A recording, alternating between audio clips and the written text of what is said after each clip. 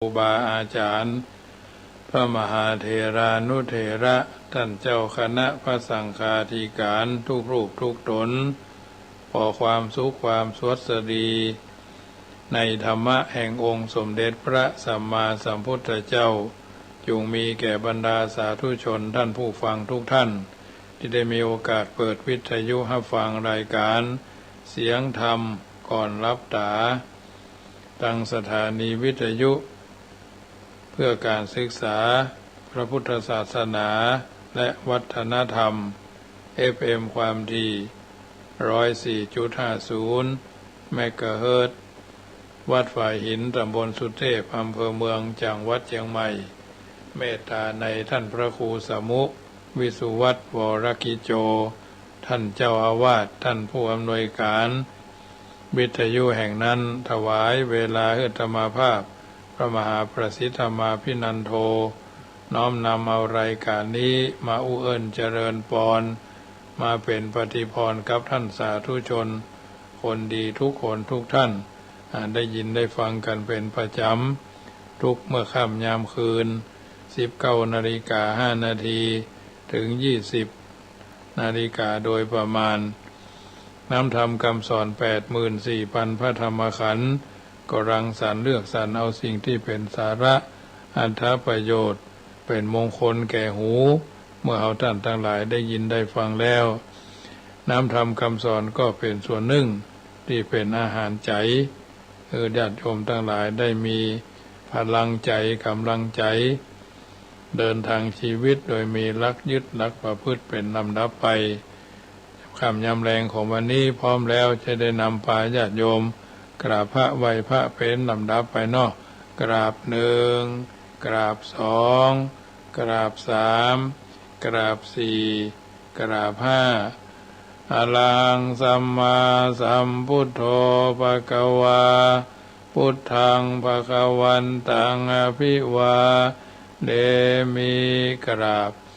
สวากขาโตภควตาธัมโมธัมมังนามัสสามิกราบมาตาปิตุคุณังอหังวันตามิกราบคุณูปการีวันตามิกราบพระพุทธกราบพระธรรมกราบพระสงฆ์กราบระลึกถึงคุณพ่อคุณแม่กราบระลึกถึงคุณของครูบาอาจารย์ต่อไปก็โยขันแก้ว5โกฏากเนอโยพุทโธอันว่าพระพุทธเจ้าตนใดโลกุตธรรมโมตนพระเสริฐอุดมกว่าหมู่สัตวโลกันมีญาณปัญญาอาทิสุดบ่ได้สันนิสิโนนั่งอยู่แล้วดีนักบ่หวั่นไหวแต่พยามารวราโพธิมูเลนั่งเนื้อแต้นแก้วแทบไกลก็ไม่มาโพต้นพระเสริฐมหาติวิจโยพระโจรแพ้สงครามยังใหญ่มาลังยังพยามารสาเสนังกับทางเสนาลิพลมารอาการจริงก็ได้ถึงแล้วสัมโพธิงยังพญาสัพพัญญูตญาณทารัตโนใหญ่อย่าทำทั้งมวลอาหังอันว่าข้าพันนามามีก่อนอบน้อมไว้โดยกายวจีมโนตังพุทธังยังพระพุทธเจ้าตนนั้นแลโยมกะธัมโมอันว่ามกะธรรมอันใดอันประกอบด้วยองค์8ประการสัมมาทิฏฐิอาทิโกอันมีสัมมาทิฏฐิเป็นต้นอริยปัตโตอันเป็นหนทางอันนี้ไกลจากบาปอันเป็นหนทางเส้นซื่อบ่โคตรบ่เลี้ยวเพื่อเข้าสู่นิพพานอันพ้นจากทุกข์ในวัฏสงสารจะนานังแห่งคนทั้งหลายก็มีแลอันยังมกะธัมโมอันว่ามกะธรรมอันนี้อันกะทำมือบาปล่ำงับดับหายอันมีนัยยะอันควรจักงูจักหันยากนักนำสัตว์ออกจากวัฏสงสารก็มีแลอันว่าผู้ฆ่าก็นอบน้อมไว้โดยกายวจีมโนตั้งธรรมังยังพระสัทธรรมเจ้านั้นแลโยสังโฆอันว่าพระสังฆเจ้าหมู่ใดวิสุทธโธอันบริสุทธิ์จากบาป อันนาทกินายโยอันควรรับเอาทานอันพาเสริฐแห่งคนและเทวดาทั้งหลาย สันตินทริโยอันมีอินทรีย์ต ตั้งหกระงับดีนักมันมีอานาสปะมระปิโนอันมีมาละคือกิเลสละได้เสร็จแล้วอนาสาวอันหาอาสาวะธรรมบ่ได้อันใดถึงแล้วยังความสำลิดทีบรมวรโดยหมู่อันมีมาละคือกิเลสละได้เสร็จแล้วอนาสาวอันหาอาสาวะธรรมบ่ได้สมิติปัตโตอันใดถึงแล้วยังความสำลิดทีบรมวรผู้เนหิเนเกหิโดยหมู่คนทั้งหลายอันมาก็มีแลอาหังอันว่าคานปันนามามีก็นบน้อมไว้โดยกายวจีมโนตังสังฆังซึ่งพระสังฆเจ้านั่นแลอาหังอันว่าคานามามิก็นบน้อมไว้พุทธังยังพระพุทธเจ้าเทตนทรัตหูใหญ่อย่าทำตังมวลคุณอาสากลันตังอันมีคุณปันดังนามาสมุทอาหังอันว่าคานามามีก็นบน้อมไว้ธรรมังยังพระสัทธรรมเจ้ามุนีราชเทสิตังอานาพุทธเจ้าอักเทศนาอาหังอันว่าคา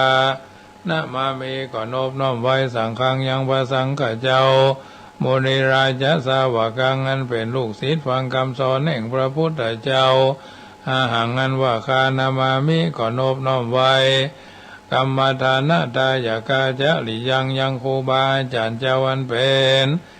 กรรมฐานะตายากามานิพพานามาคูเทสกังอันสำแดงของแห่งนิพพาน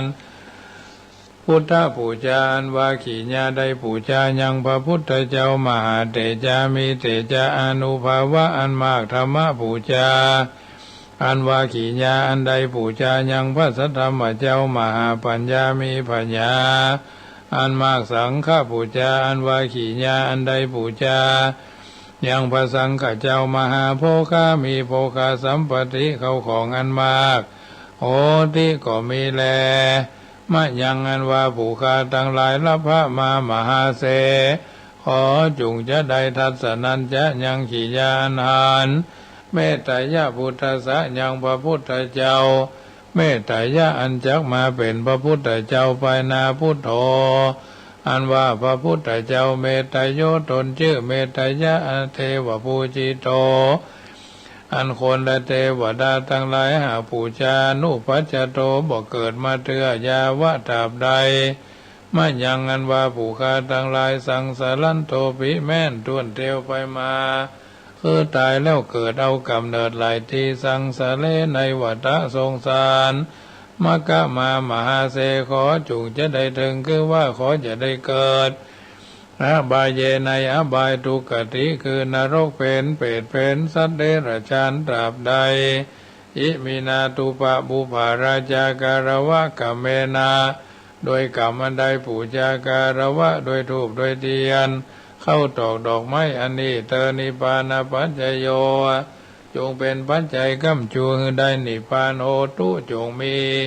โนแก่ผู้คาทั้งหลายเที่ยงแท้แด่เตอนะโมตัสสะภะคะวะโตอะระหะโตสัมมาสัมพุทธัสสะนะโมตัสสะภะคะวะโต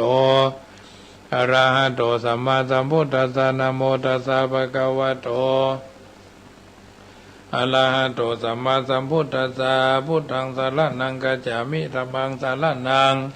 กัจฉามิสังฆังสารนังกัจฉามิทุติยัมปิพุทธังสารนังกัจฉามิทุติยัมปิธัมมังสารนังกัจฉามิทุติยัมปิสังฆังสารนังกัจฉามิตติยัมปิ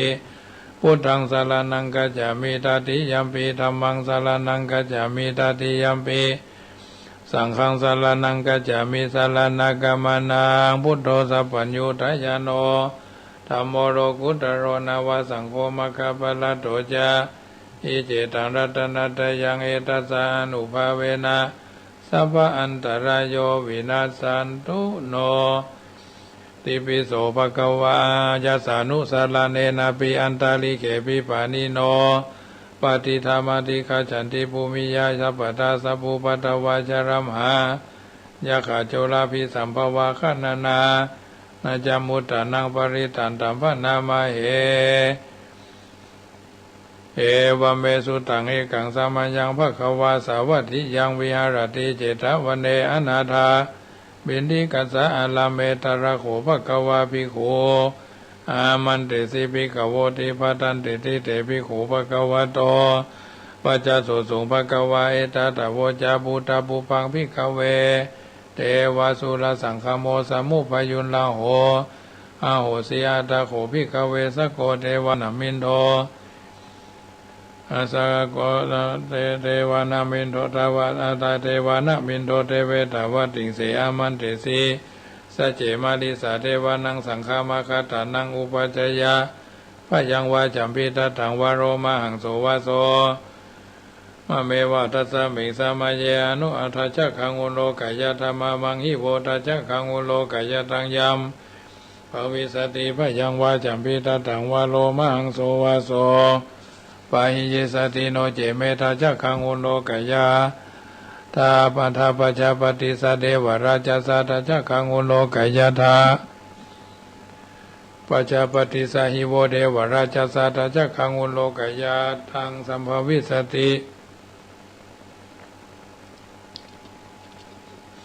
พยังวาจัมพิทัตถังวโรมาหังโสวาโสปะหิยิสติโนเจปัจจปฏิสเดวราชสัตจักขังอุโลกายธาอัตวารุณสเดวราชสัตจักขังอุโลกายธาวารุณสหิโวเดวราชสัตจักขังอุโลกายตังยัมภวิสติพยังวาจัมพิทัตถังวโรมาหังโสวาโสปะหิยิสติโนเจวารุณสเดวราชสัตจักขังอุโลกายธาอัฏฐอิสานัสเดวราชสัตจักขังอุโลกายธาอิสานัสหิโวเดวราชสัตจักขังอุโลกายตังยัมภวิสติพยังวาจัมพิทัตถังวโรมาหังโสวาโสปะหิยิสติติตังโคปนาภิกขเวสักขสวะเดวานามินทัสสะทัจจักขังอุโลกายตังปัจจปฏิสวะเดวราชสะทัจจักขังอุโลกายตังวรุณสวะเดวราชสะทัจจักขังอุโลกายตังอิสานัสวะเดวราชสะทัจจักขังอุโลกายตังยัมภวิสติพยังวาจัมพิทัตถังวโรมาหังโสวาโสปะหิเยทาปิโนปิปะหิเยทาตังกิสาเหตุสโขหิภิกขเวเดวานามินโทอวิตระโคอวิตาโนโหวิอวิตระโคอวิตาโรโสอวิตาโมโหปิรุจัมพีอุตราสีปรายิติอาหันจะโขภิกขเวเอวังวะพรามิสเจตุมากังภิกขเวอรัญญคตานังวารุขโมรคตานังวาสุญญกาลคตานังวาอุปัจจยพยังวาจัมพิทัตถังวโรมาหังโสวามะเมวะทัสสะมิงสมัจเยอนุสรายตาอิติปิโสภะคะวะอะระหังสัมมาสัมพุทโธวิชาจารณะสัมปันโนสุขโตโลกวิทูอนุตตโรปุริสัทธมสารติสัทธเทวมนุสสนังพุทโธภควติมะมังหิโวภิกขเวอนุสรตังยัมภวิสติพยังวาจัมพิทัตถังวาโลมาหังโสวาโสปะหิยิสติติโนเจนมังอนุสรายตาอัตตมังอนุสรายตาสวากาโตภควตาธัมโมสันติติโกอากาลิโกเอหิปัสสิโกปนายิโกปัจจตังเวทิตาโพวินโยหิติธัมมังหิโวภิกขเวอนุสรตังยัมภวิสติพยังวาจัมพิทัตถังวาโรมาหังโสวาโสปะหิยิสติโนเจธัมมังอนุสรายตาสุปฏิปันโนภควโตสาวกสังโฆอุจุปฏิปันโนภควโตสาวกสังโฆยะยะปฏิปันโนภควโตสาวกสังโฆสามิจิปฏิปันโนภควโตสาวกสังโฆยะติตังจัตตาริปุริสายุคานิอัตตาปุริสาภุคลายสาภควโตสาวกสังโฆอาหุนโยปะหุนโยตะขีนโย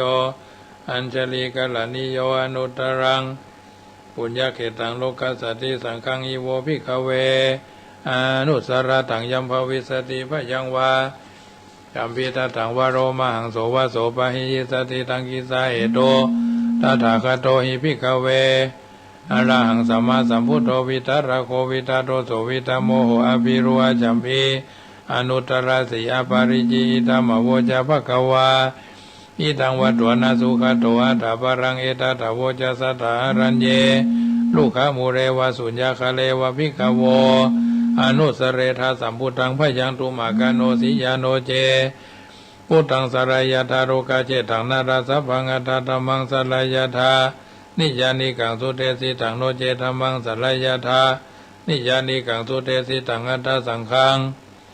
สรายธาปุญญเขตังอนุตตรังเอวัมพุทธังสรันตนังธรรมังสังฆัญจาภิกขโวพยังวาจัมปิทัตถังวโรมหังโสนาเหตติติทัจจกสุตังนิทิตังทิปิโสภควาตนาปารมีสัมปันโนตนาอุปปารมีสัมปันโนตานาปารมัตถปารมีสัมปันโนไมตรีเมตตากรุณามุทิตาอุเบกขาปารมีสัมปันโนอิติปิโสภควาศีลปารมีสัมปันโนศีลอุปปารมีสัมปันโนศีลปารามัตถปารามีสัมปันโนเมตตาไมตรีกรุณามุทิตาอุเบกขาปารามีสัมปันโนอิติปิโสภควาศีลปารามีสัมปันโนศีลอุปปารามีสัมปันโนศีลปารามัตถปารามีสัมปันโนไมตรีเมตตาไมตรีกรุณามุทิตาอุเบกขาปารามีสัมปันโนอิติปิโสภควาเนขมะปารามีสัมปันโนเนขมะอุปปารามีสัมปันโนเนขมะปารามัตถปารมีสัมปันโนเมตตาไมตรีกรุณา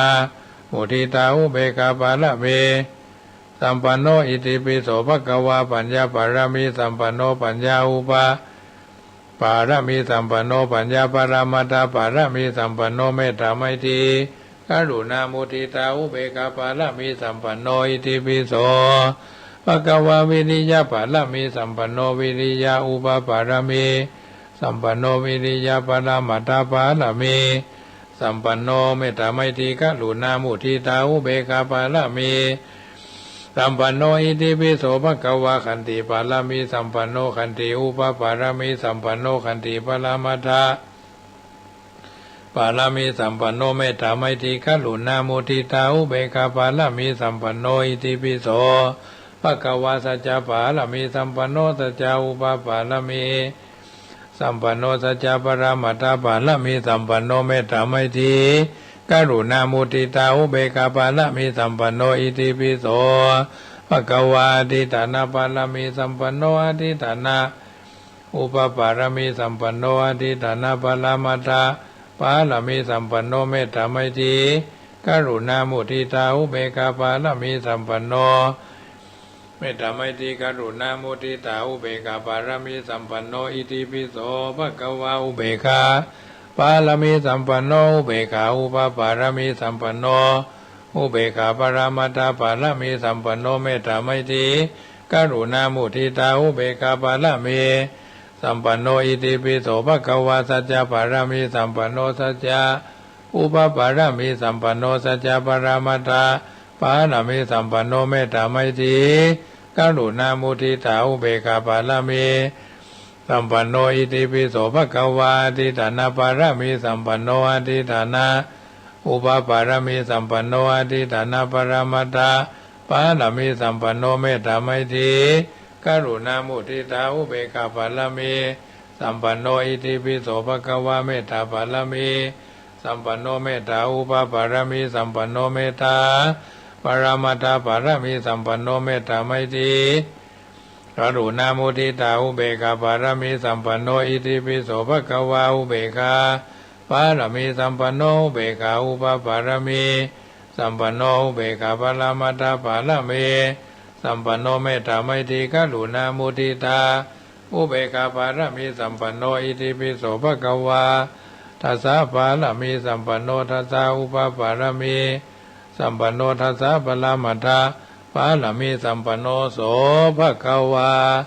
อิติปิสวาธุสวาธุพระปัญญาปารมี30ทัสสวาธุพระปัญญาปารมีวัดแวดล้อมวิริยะปารมีอ้อมระวังดีศีลปารมีบังหอกบังดาบเมตตาปารมีผ่าแพ้ทางปืนตานาปารมีคือเป็นผืนดังต่ออุเบกขาปารมีก่อเป็นเวียงสัจจะปารมีแวดระวังดี เป็นไม้ไตรคันตีปาละมีกายเป็นหอกเป็นดาบบางนาไม้และปืนไฟอธิตาหน้าปาละมีพันดาบไปทุกแห่งแข็งแข็งแห่งแห่งป่าพวงหมู่มานพีสางภัยเปตทุกทวีปภพที่พังภายนี้นั่งทรณีอัศจรรย์โสสะเหมือนฟันอยู่ข้างๆน้ำนาทีนองกวางต่อกวางแตกที่ฟองละนองละนอกกลายเป็นข้าวดอกดอกไม้ถวายปู่จ้าพระแก้วแก่นได้สตันพระผู้ทางเอ่ยจงมาภายโปรดอนุญาตโทษโปรดผู้ฆ่าแต่ดีลีแม่ธรณีออกมาหีดมวยผมอยู่ที่ธาตุจังให้ใครขจังงาซับตีนม่นพ่นน้ำนาทีลงพัดพายโคจังพายหักทบเต้าพยามานห้องเบาอ่าวพูนกลัวกราบยอมือคืนตุนหัวใส่เกาผู้คานีเราได้จีว่าลูกศิษย์พระพุทธเจ้าจึงตั้งพระปัญญาปาละมีไว้เก้าชั้นทั้งไว้ทั้งนาก็ได้เก้าชั้นทั้งไว้ทั้งหลังก็ได้เก้าชั้นทั้งไว้ทั้งหลังก็ได้เก้าชั้นตั้งแต่หัวแผ่วตีนก็ได้เก้าชั้นตั้งแต่ตีนแผ่วหัวก็ได้เก้าชั้น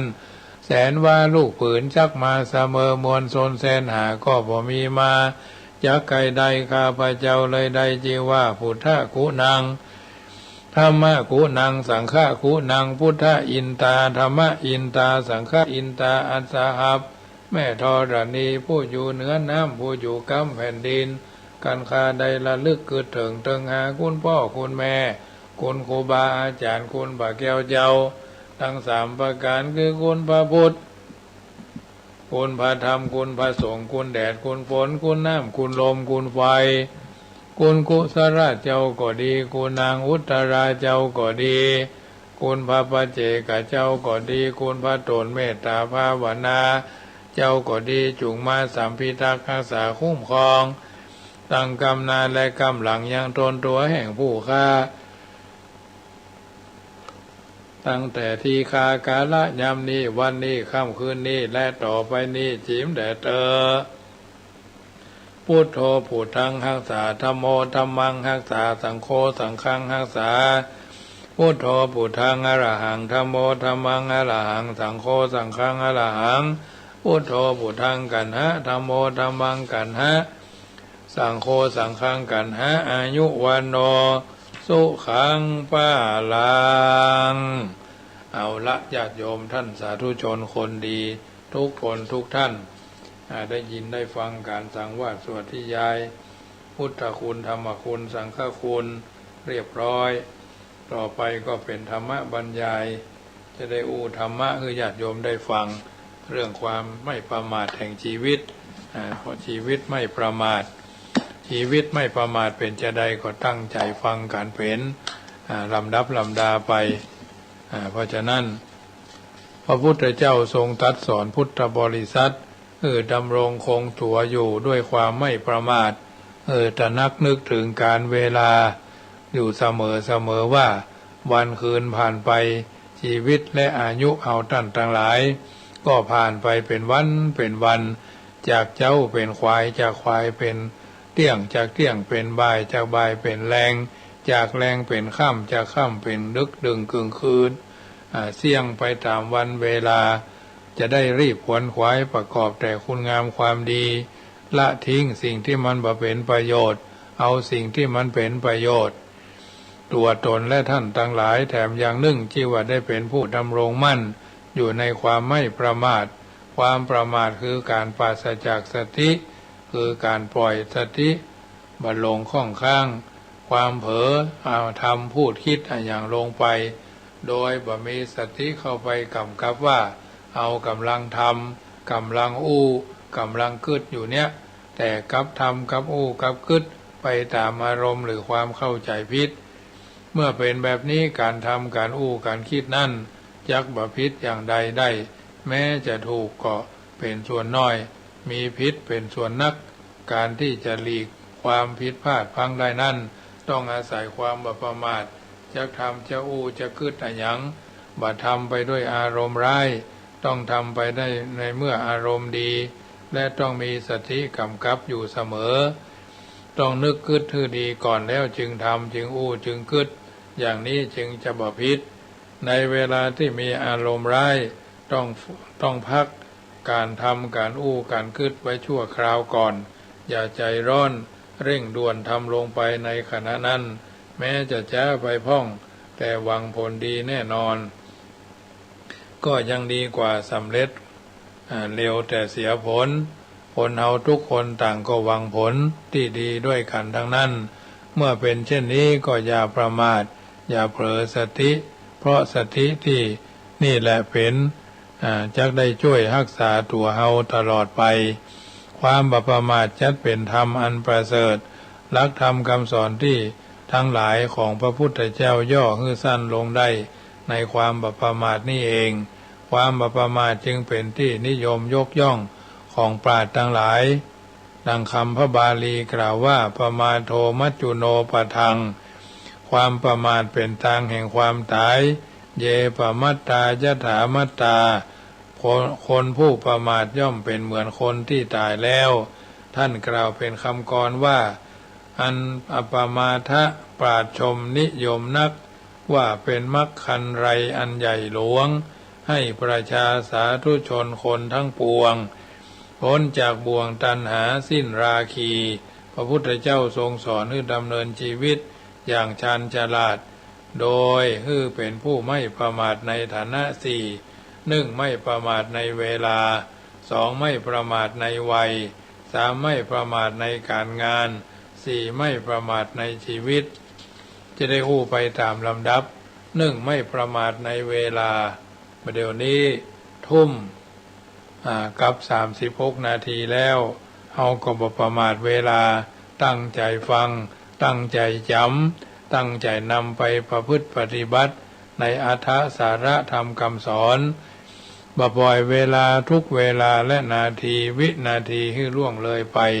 บ่ได้ไร้ประโยชน์มาหายใจขว้างไปบ่ได้กับวันเวลาเป็นของมีค่าทุกเสี้ยววินาทีของทุกคนมีเวลา12 ชั่วโมงเท่าเมื่อวัน12 ชั่วโมงเมื่อคืนเท่ากันวันหนึ่ง24 ชั่วโมงเฮาก็มีเท่ากัน10 นิ้วเหมือนกัน1 สมอง2 มือกับ2 เท้าเหมือนกันเฮามีความคิดเฮามีปัญญาเฮามีคุณวุฒิเฮามีคุณภาพและเฮาก็ต้องหาคุณธรรมเอามาล้างจิตฟอกใจใส่ผ่องแผ้วดังพระบาลีดังคำกรสอนใจว่าเวลาและวารีมิได้มีจะคอยใครเรือเมล์และรถไฟก็ต้องไปตามเวลาโอ้และอืดอาด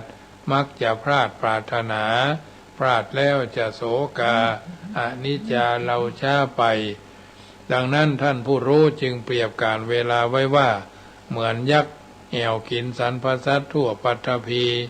มีไผจะลบหลีกลี่หนีไปได้จากวันเป็นเดือนจากวันเป็นสัปดาห์จากสัปดาห์เป็นเดือนจากเดือนเป็นปีหมุนเวียนเปลี่ยนแปลงกันไปอย่างบ่หยุดยั้งพร้อมทั้งจุดฆ่าชีวิตสัตว์ต่างหลายหมดไปตัวจึงบ่ควรประมาทในการเวลาอันเป็นการเตรียมตัวก่อนตายเตรียมกายก่อนแต่ง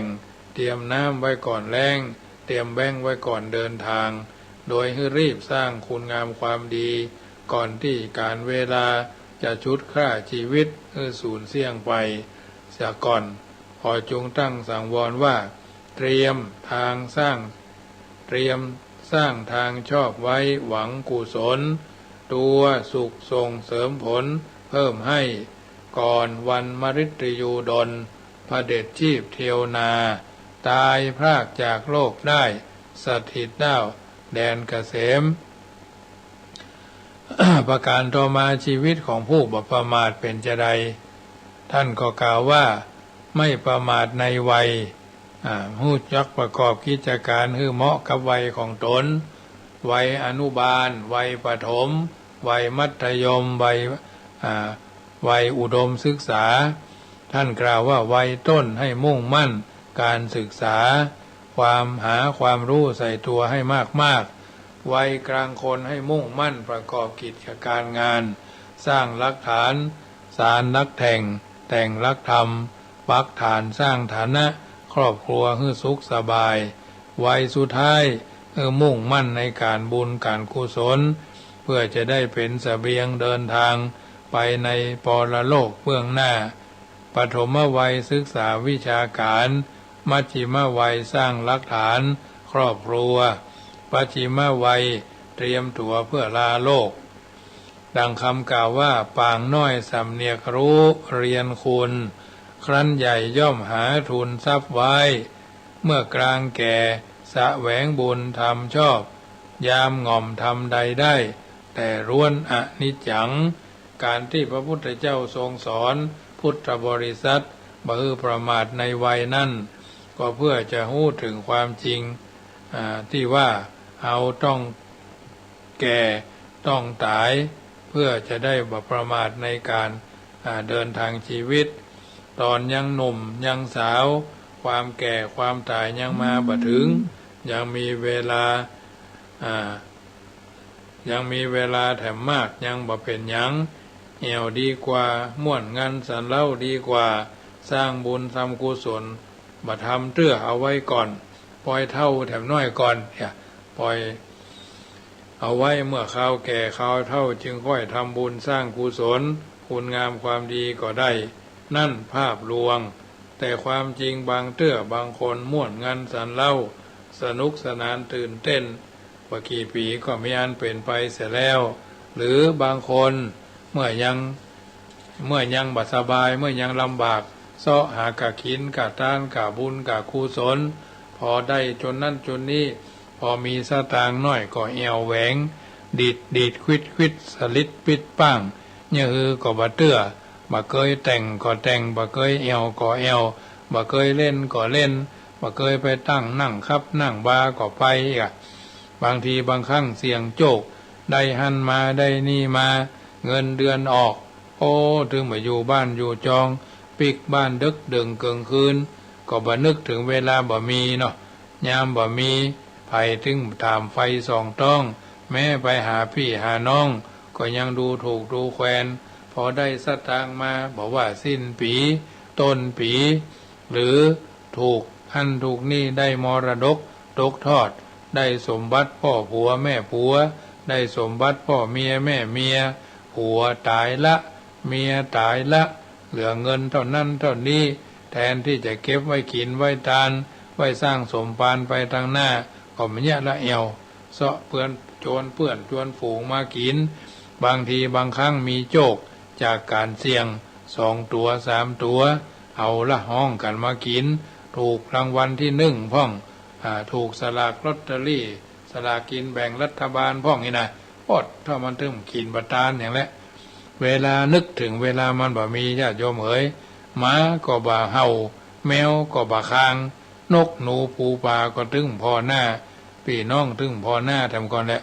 หันเฮานี่ตั้งดังใส่ซึกซักนะหันเฮานี่ตั้งดังใส่ซึกซักแหละตึงมาถามหาตึงมาเกี่ยวข้องตึงมาข้องแวะบากหน้าเข้าไปหาเขานะปอดถ้ามาแต่แล้วถ้าบ่ยืมเงินก็อย่างสักอย่างขอหันขอนี่ย่ำเสาะว่าหากินอย่างนั้นอย่างอี้หรือบางคนเป็นข้าราชการเก่าเนาะเกษียณอายุราชการไปได้เงินตรงนั้นตรงนี้เหลือเท่าใดคือบ่ได้ตั้งงบประมาณในการดำเนินชีวิตหรอกเอาออกมาแล้ว60เนาะ60เกษียณออกมาบวกลบคูณหารได้เท่านั้นล้าน2 ล้าน3 ล้านเพิ่นหักไปก็เหลือเกินหนึ่งจากจำนวนเท่านี้เอาจะได้จ่ายแหมเท่าใดกินระยะยาวเนาะบุญกินบุญทานไปบางคนก็ตอนที่ทำราชการงานเมืองราชการหรืออื่นๆเนาะบ่แปลงบ้านบ่แปลงเฮือนเฮาไว้เลยเจ้าบ้านอยู่ก็เจ้าคุ้มเท่าตายแหละมันถึงมีวันที่เสี่ยงที่สุดเพราะฉะนั้นถึงมีเป็นจ๊ะเป็นนะบางทีบางครั้งพอมีครอบมีครัวลูกเต้าเหล่าหลานใหญ่หน้ากาบานละมดบ่ต้องไปสนใจบ่ต้องไปรอท่าลูกเต้าเหล่าหลานยุคปัจจุบันนะญาติโยมอยู่กับสามีภรรยาก็ปรึกษาหารือกันยิ่งเป็นพ่อบ้านก็เป็นข้าราชการแม่บ้านก็เป็นข้าราชการก็พากันกะ3 วัน7 วันวันศีลวันพระวันโกนวั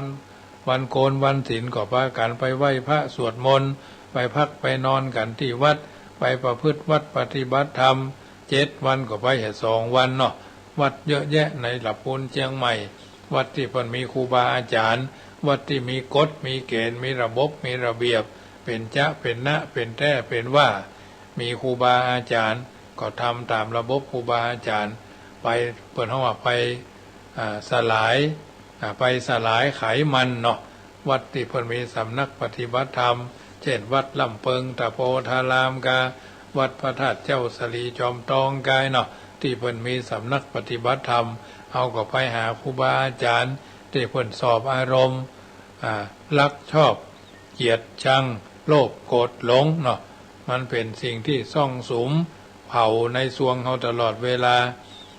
ยังอยู่ในความโลภอยู่ในความโกรธอยู่ในความหลงเฮาตลอดเวลาบ่เลือกที่ฮักบ่มักที่จังเนาะได้เงินเดือนจากข้าราชการมาก็สร้างบุญสร้างบารมีทานไว้ภายหน้าพ่อบ้านก็เป็นข้าราชการแม่บ้านก็เป็นข้าราชการสู้บัดเดี๋ยวนี้เฮาก็อายุเกษียณถึงกู้ละเฮาก็ได้เงินเท่านั้นเท่านี้มาเฮาพากันไปทอดกฐินบ่ไปทอดผ้าป่าบ่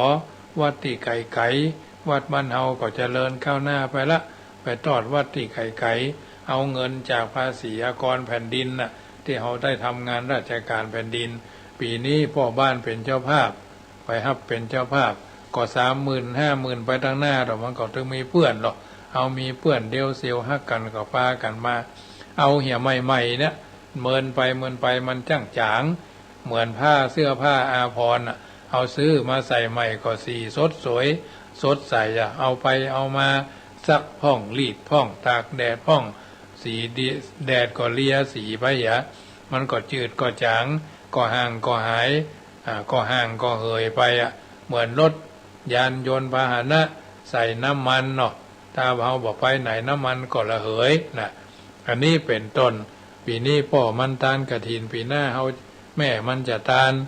ปีต่อไปเฮาจะทานผ้าป่าปีต่อไปแม่มันก็จะทานนี่ก็ไปทานผ้าป่าเฮาก็บ่ต้องไปคำนึงถึงจับตัวนักบอกเพื่อนบอกฝูงเพื่อนมาก็ที่เพื่อนบ่มาก็บ่เป็นหยังเฮาก็ไปร่วมทำบุญเนี่ยถ้าคิดอย่างนี้นะโอ้ไปทางหน้าเงินกินเงินทานเงินภาษีอากรเงินที่เฮาจะทำหยาดเหงื่อแรงงานเข้ามาน่ะก็ไผก็ถึงบอกว่ามันมีน้อยญาติโยมเอ๋ยเอาจวนกินคนทานโอ้อันนั้นอันนี้บางคนนี่เมื่อเป็นข้าราชการก็กู้เนาะกู้แล้วกขคจนะกู้แล้วค่อยๆจ่ายหรอกเอาไปกู้หั่นกู้นี่มาสหกรณ์พ่องอย่างพ่องแทนที่จะได้จำนวน3 ล้าน4 ล้านหักแล้วเหลือ1/2บางเทื่อก็เหลือล้านปลายออกไปทางนอกเพิ่นเฮาว่าเกษียณอายุแล้วอย่าไปกินเหล้าบ่พอไปเล่นการพนันแถมไปมีกุ๊กมีกิ๊กมีก๊อกแถมไปกันใหญ่เข้าป่าเข้าดงไปติ๊กเพิ่นเฮาว่าขายสลีนอนสาดแทนที่จะขายสาดมานอนสลีเจ็บบ่มีเหล้าเสาพวกก็ว่าอย่างนี้เนาะอันเนี้ยคือการประมาทในวัยของเฮาประมาทในวัยประมาทในเวลาเนาะเอาอายุเท่าแล้วแม่ยิงแต่ละคนมันก็เหมือนกันหมดมันถึงบ่ดีเหมือนแม่ยิงที่ดีที่สุดก็คือแม่ของเฮาแต่ละคนพ่อใจที่ดีที่สุดก็คือพ่อที่ดีของเฮาทุกคนแหละมี2 คนนะถึงฝ่ายพ่อใจแม่ยิงดีที่สุดนะนอกนั้นก็ดีธรรมดาอันนี้ฝากไว้เป็นข้อเตือนจิตสะกิดใจเท็จจริงหรืออย่างใดพระมหาประสิทธธรรมาภินันโทก็ฝากไว้เป็นนิทัศนะอุทาหรณ์กับบรรดาญาติโยมสาธุชนคนดีทุกคนทุกท่านนำไปดำเนินชีวิตทางเดินทางชีวิตโดยมีหลักยึดหลักประพฤติเป็นลำดับไปฉะนั้นค่ำคืนของวันนี้รายการเสียงธรรมก่อนรับตาก็มาถึงช่วงสุดท้ายก่อนจะนำรายการจากท่านไปก็ขอประชาสัมพันธ์บอกเจริญพรกิจการงานบุญวันที่24-25วัดจังกำก็จะมีงานบรรพชาอุปสมบทเยาวชนภาคฤดูร้อนปีนี้มีทุเจ้าเป็ก4 ตนปีแล้วมี3 ตนทุเจ้า2 เน้นตนปีนี้ทุเจ้า4 ตนไผ่ใครเป็นเจ้าภาพทุเจ้าเป็กไผ่ใครเป็นเจ้าภาพเป็กทุเจ้าก็น้อมเจริญพรได้ 0615476539วัน9คืนเพิ่นจะอยู่ที่นี่เนาะเริ่มวันที่25 24นี่ก็โกนหัว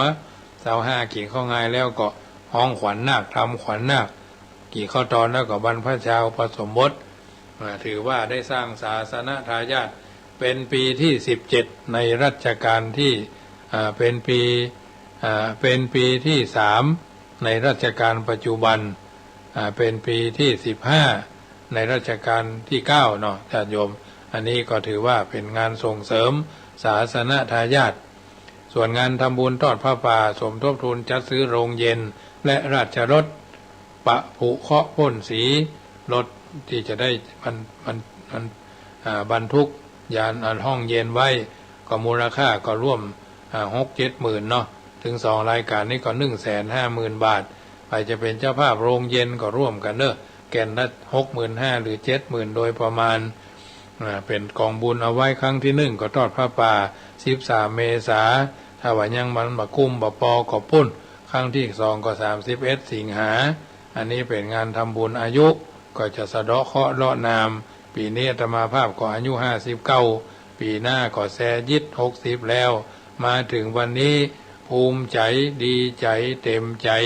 ปลื้มปิติใจที่ได้มีความสุขกายสบายใจสะอาดกายเจริญวัยสะอาดใจเจริญสุขนะเพราะฉะนั้นมีโอกาสก็ร่วมเขียนร่วมตานด้วยกันเนอะ0615476539เอาเดินทางชีวิตมาถึงวันนี้บ่ต้องรีรอแล้วก็บ่ต้องรอรีไผถึงช่วยเฮาบ่ได้สักคนเนาะใครอยากกินข้าวก็กินคนเดียวอิ่มเฮาก็ฮู้ใครอยากกินน้ำใครดื่มน้ำดื่มลงไปเฮาอิ่มเฮาก็ฮู้เนาะเพราะฉะนั้นสิ่งต่างๆมันอยู่ที่เฮาทั้งนั้นญาติโยมทั้งหลายเดินทางชีวิตมาถึงวันนี้จวนกินบอกกินบอกทานการกินการทานก็เหมือนกันทำคนเดียวก็ได้มนุษย์สมบัติบอกเพื่อนบอกฝูงบอกผัวบอกเมียบอกพี่บอกน้องก็ได้บริวารสมบัติทำโดยบริวารก็ทำโดยก็ได้สวรรค์ทำโดยบริวารก็ทำโดยสวรรค์ก็ไปบ้านปลายชีวิตก็ไปสู่นิพพาน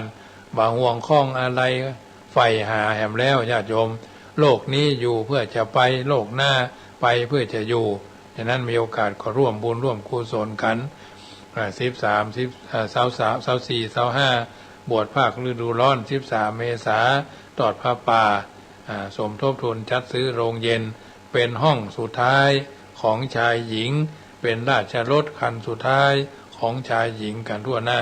วันที่25ก็ปล่อยหลวงวัดผาบ่องเนอะอาตมาภาพก็คงจะเดินทางไปก่อนล่วงหน้าเพราะว่ามีงานบวชที่วัดวันที่7วันที่8ของงานวันที่9นะวันที่9ของงานทำบุญสมโพธิสัญญาบัตรพระครูจันทสรการเจ้าวาดวัดทุ่งเมืองน้อยท่านอาจารย์พระใบดีกาชันนรงค์เนาะเพิ่นได้รับตั้งสมณศักดิ์ใหม่เป็นพระครูสัญญาบัตรเจ้าอาวาสวัดราชจันโทและสมโพธิสัญญาบัตรท่านเจ้าคณะตำบลชั้นเอกได้ท่านพระครูวินัยสารโสภิตหลวงพ่อเจ้าวาดวัดสันสรีเจ้าคณะตำบลสันทรายน้อยพระมหาเถระผู้มากบารมีผู้มีความสามารถในการหล่อระฆังหล่อพระเจ้าเลิกผ่านนาทีอันเป็นมังกรแบบพื้นบ้านล้านนาญาติโยมมีโอกาสก็ไปกินไปทานด้วยกันเนอะค่ำแรงวันนี้ตังป่าซางก็เริ่มเย็นมาแล้วญาติโยมอาจจะมีฟ้ามีฝนคึกคะนองในค่ำคืนวันนี้ก็เป็นได้พี่น้องตังดอยสะเก็ดพี่น้องตังสันทรายแม่ออนแม่ริมแม่แตงหางดงที่อื่นที่ไกลได้ฟังรายการนี้แม่วางสันปะตองจอมตองบันทิบันทาเมืองลำพูนได้ฟังแล้วเป็นจะได้ก็โทรศัพท์มาได้เนอะ06154765390615476539มาได้โทรก็มาเป็นอย่างเนอะวันนี้อาจจะมีฟ้าฝนบางท้องที่ค่ำคืนวันนี้ก็ระมัดระวังเนอะป้องกันดีกว่ารักษาป้องกันดีกว่ารักษาทั้งนี้ทั้งนั้นดินน้ำลมไฟมันจะมาเมื่อใดมันไม่ใช่บอกให้เราล่วงหน้าไม่มีนิมิตเครื่องหมายฟ้าห้องก่อนฝนความลำบากยากจนมาก่อนความสบายกันทั่วหน้า เพราะฉะนั้นมีโอกาสก็ร่วมบุญร่วมกุศลกันเนอะในสิ่งที่ดีที่งามยายพรร้องวัวแดงยังไม่ตกเป็นว่ามืดฝน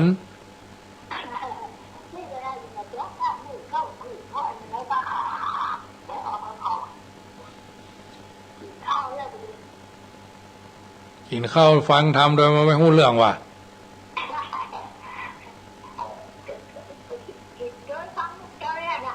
ไปหู้เรื่องครบเคบนึ่งก็ฟังธรรมบนหูไปหู้เรื่อง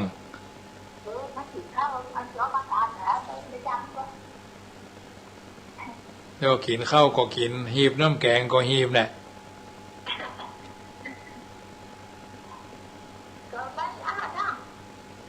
ก็เดี๋ยวว่ากินข้าวแต่หัวข้ามอาบน้ำฟังธรรมนี่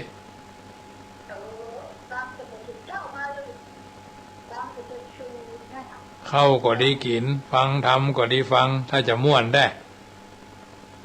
ถ้ากินข้าวก็แค่หมูนี่ฟังหมูเรื่องเนี่ยลั่นรูปอ่ะ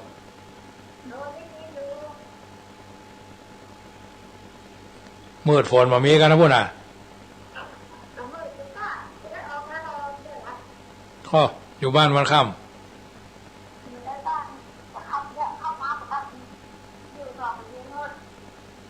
เจ้าโมทนาเนอะกำลังใจเอาเจริญพรเอาแม่ยายพรร้องบัวแดงแฟนขับแฟนพันธุ์แท้เนาะกินข้าวตัวฟังธรรมตัวกินข้าวก็แคบหมูนี่ฟังหมูเรื่องแน่ถ้ากินข้าวกระจอผักกาดยังแควนน้อยมันเปื่อยเนาะเพราะฉะนั้นโมทนากับสดาญาติโยมสาธุชนเนอะที่ฟังรายการนี้พองศรีแก้วฟั่นแม่อำพรกันถ้ามีเนาะที่ฟังอยู่ทางเฟซไลฟ์โยมนากาแฟแม่เลี้ยง100 แก้วหลายคนที่บนประบงน้ำเนาะพลังเงียบก็เยอะพอเป็นกำลังใจเนอะค่ำคืนนี้เข้าสู่รับนิทากันทั่วหน้ากันด้วยทุกคนทุกท่านรับดีฝันดีมีอายุมั่นยืนยาวไปตั้งหน้ารัตนัตยานุภาเวนะรัตนัตยเตจสาพุทโธบังซ้ายธัมโมบังขวาสังโฆบังกายาอะระหังบังเกสาอะระหังพุทโธนะโมพุทธายะจยตุภวังจยสุปมังกลังจยโสถีพระวันตุโวอายุวันโนสุขังปะลังขอเจริญพรเกี่ยวข้องลูกนั้นรับรอง